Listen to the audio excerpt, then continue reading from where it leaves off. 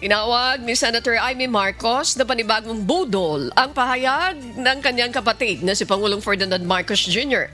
na malapit nang maisampa ang mga kaso laban kay dating House Speaker Martin Romualdez.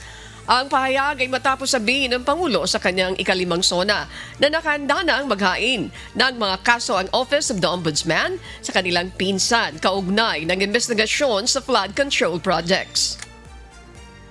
Question din ni Senator Amy Marcos kung bakit mas mabilis umanong umaabante ang mga kaso laban sa mga kritiko ng administrasyon kaysa mga kaalyado nito. Ipinapaalala rin ng presidential sister ang pahayag ng Pangulo noong 2025 na mahiya naman kayo laban sa mga sangkot sa umano'y anomalya sa flood control projects. Anya, hanggang ngayon ay nagtatanong pa rin siya kung ano ang nangyari sa panawagang yun habang napanatiling ligtas umano ang mga dapat manago.